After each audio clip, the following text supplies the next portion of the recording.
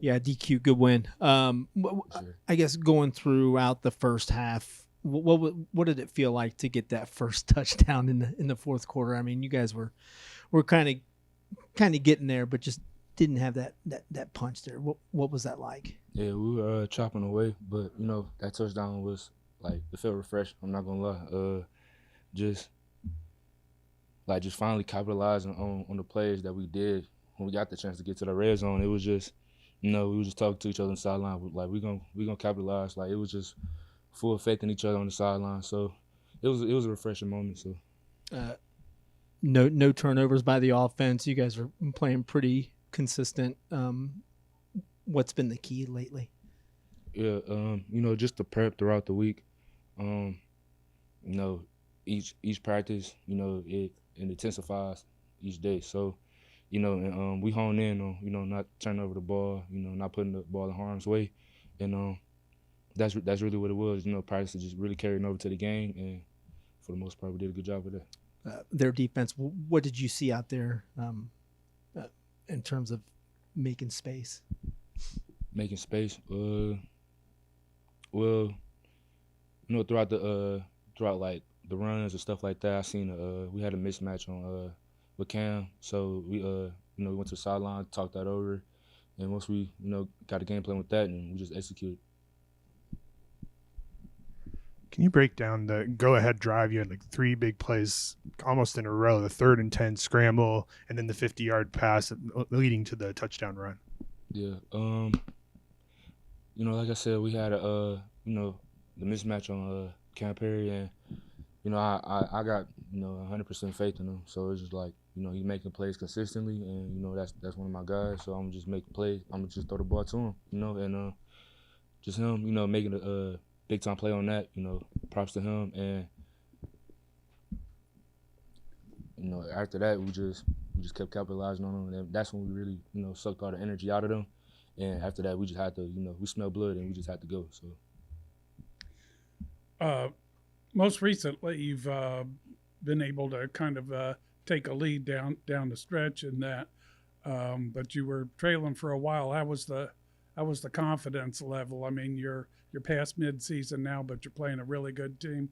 You guys feel pretty confident about being able to come back on a really good defense. oh yeah, absolutely. Like we always say, we not worried about the opponent. We just worried about Miami football. And as long as we can play Miami football, and then the outcome is always gonna be in our favor. So. One quick question on that long pass to Cam. When you initially saw him, was he that open? Because he really got behind him.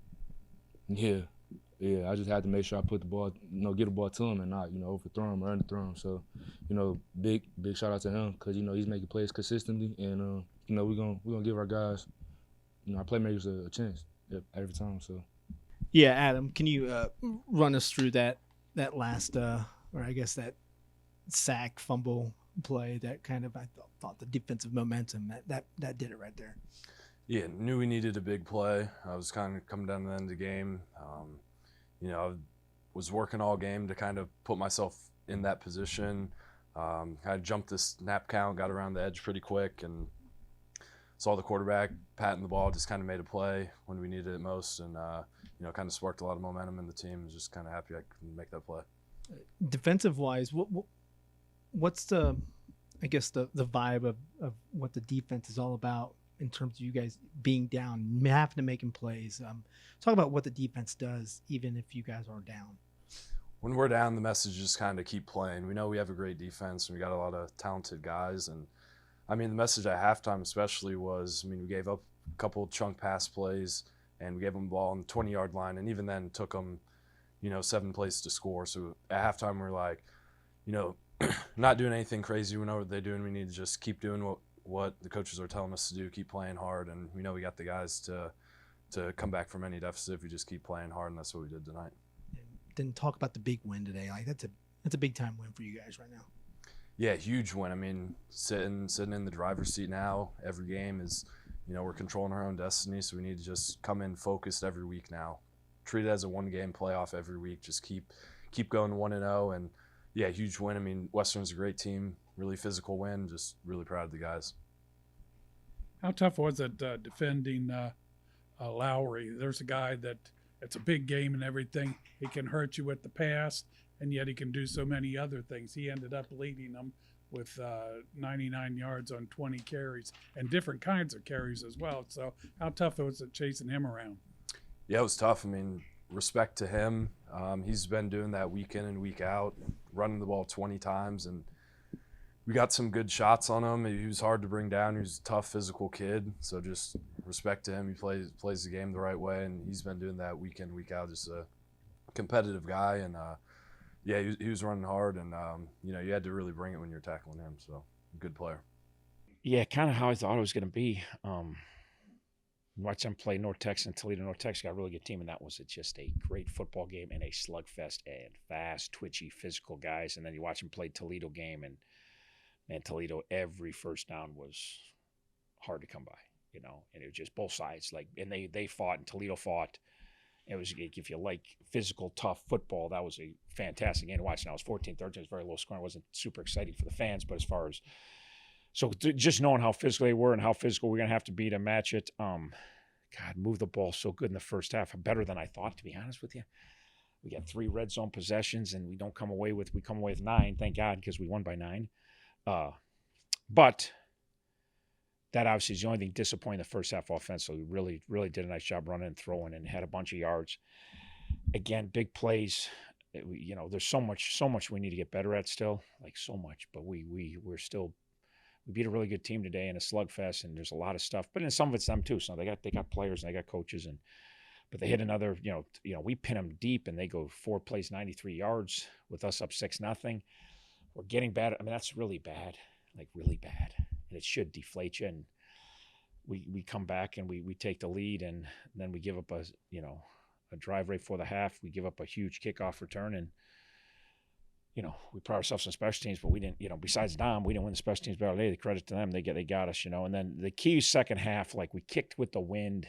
We weren't kicking you know, Kellen didn't have his best game for sure. We kick with the wind, and we just said, we got somebody run in, and Brock Uline just makes a statement hit right away, and then our defense follows it up. Next play, Kuwach is, we're north and south, and we swarm, and we get a quick 3 and out. Now, we didn't take advantage of it, but we set a really nice tone for our football team. Those 4 plays, not only Uline's playing kickoff coverage, but then defense backing that up. Like it wasn't like we were gonna. In third quarter, we got nothing going offensively at all, and defense held us in it. I think they got a field goal to extend it to 8, right?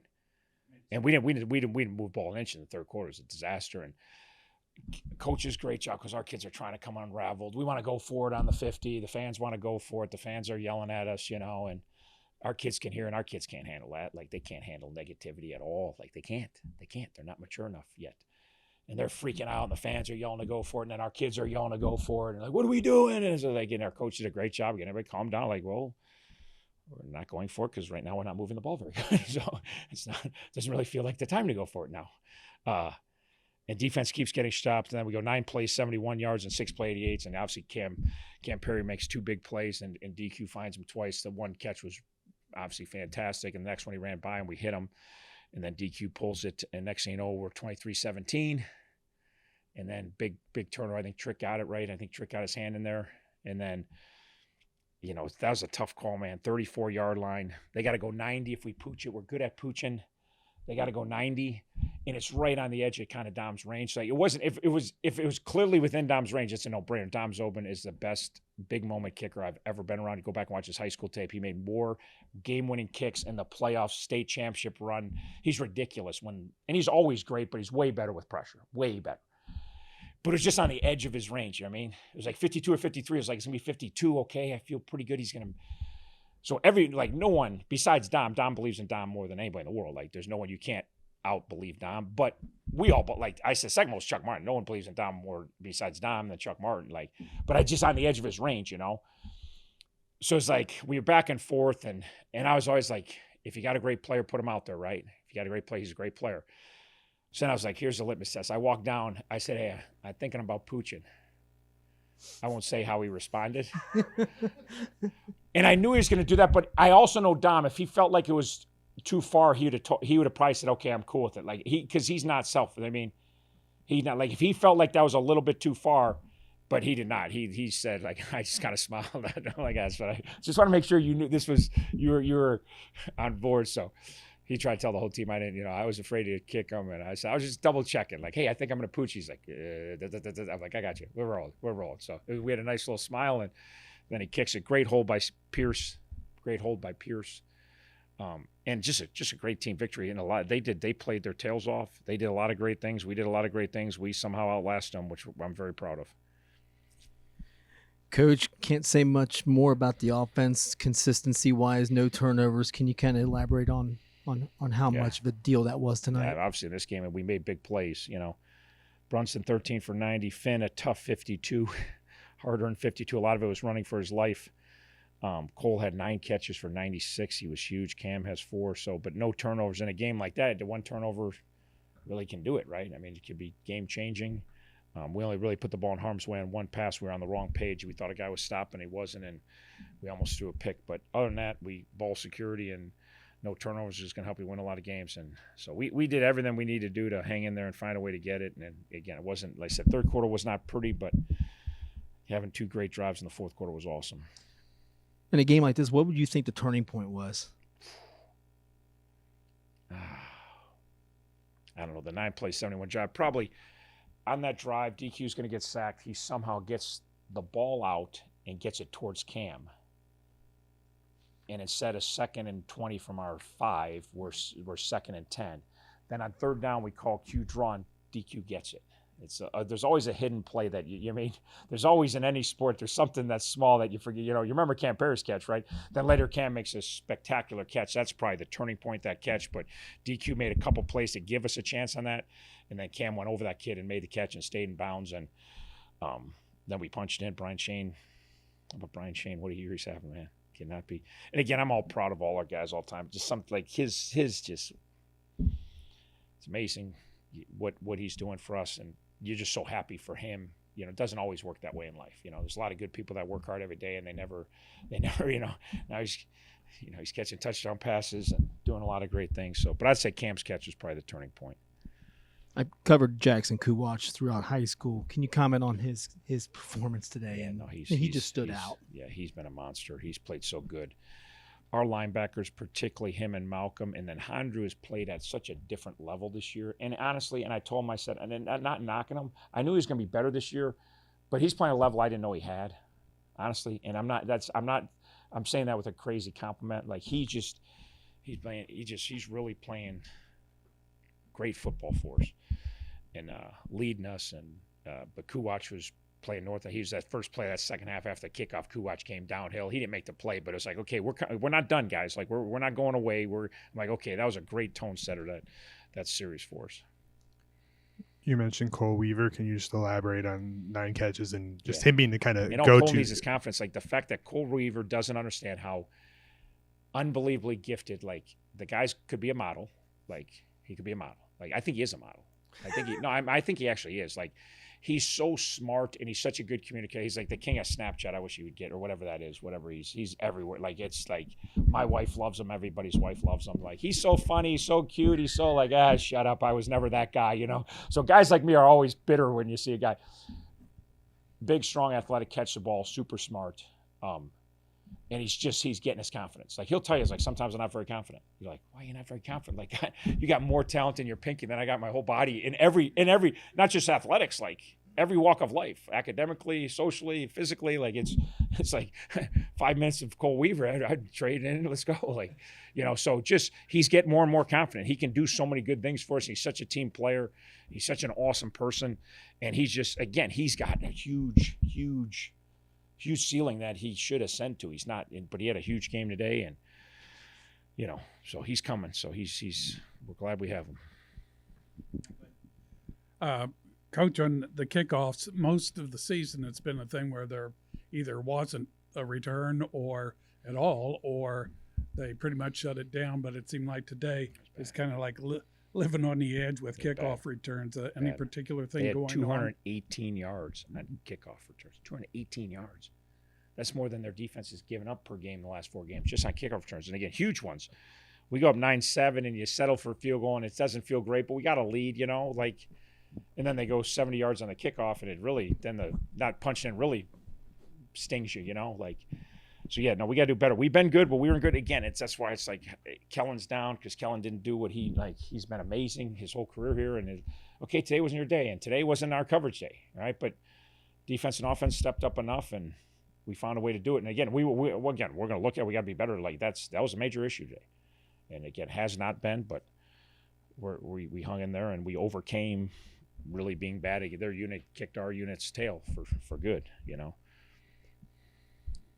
I know you take the season game by game, so you try to focus on this week instead of upcoming, but how does a win like this affect the trajectory of the season now that you have OU on the horizon? Well, it gives you a chance to keep moving forward. Like, again, we've got the schedule, like, you know, it's a juggernaut. Like, you got Western's one of the premier teams in this league this year, no doubt. They've already beat Toledo and they almost beat us, you know. We know OU. The last time I played OU, they took us behind the woodshed and beat the dog out. They coached the dog out. They beat the, like, we got physically and mentally whipped as a unit, starting with me. So we know what they're capable of. We know they got a lot of good players. They got really good coaches. Like, last time we played, we got torched by them, you know.